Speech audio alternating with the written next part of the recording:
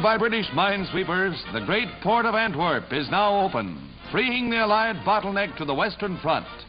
The Nazis, surprised by the furious British assault in September, fled from Antwerp before they had time to plan its destruction. 26 miles of harbor installations provide a greatly shortened supply line. General Eisenhower pays his first visit to the British sector since D-Day. Conferences with General Montgomery and members of his staff give the Supreme Commander a comprehensive picture of progress in the Netherlands. On a tour of Second Army positions wearing British battle dress and sloshing through the flooded battlefields, General Ike is well protected. The head man of the Allied drive has plenty to worry about. The flooded Maas River, ordinarily 200 yards wide, has widened to 1,500. Royal Engineers keep supply trucks rolling.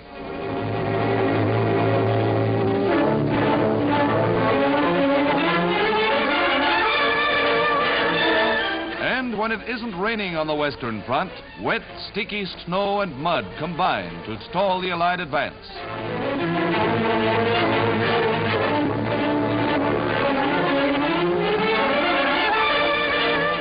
A cold, miserable job for the infantry, and an even tougher one trying to give the wounded proper care. War bonds and ammunition will shorten the job. In sufficient amounts, for example, they will shorten the drive on Cologne.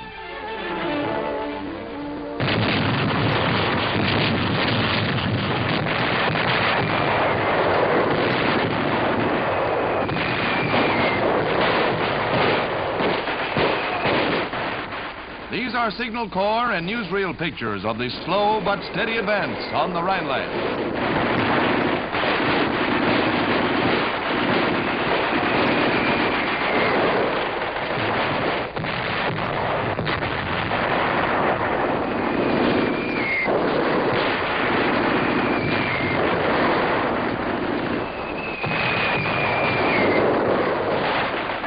All along the 450-mile front, the Allies are meeting stubborn resistance as the Nazis retire into the heavily fortified zones. The going is tough for both sides. The Allies are not penetrating the Saar and the Ruhr without cost, but the Germans are suffering heavily. Supreme Headquarters reported that German casualties in November reached the staggering total of 150,000 for a 3-week period. Here's that forgotten man again, or is he? Well, if the Fuhrer is still worrying, here's something for him to worry about. General Waterroth, German defender of Strasbourg, surrendered these 5,000 Nazis when he bowed before the Allied assault. The West Wall is tough, but war bonds and stockpiles will soften it up.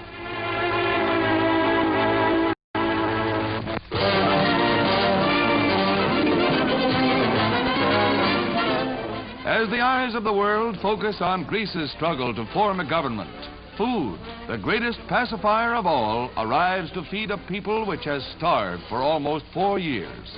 This is the first food, other than that distributed by the Red Cross, to arrive since the war began.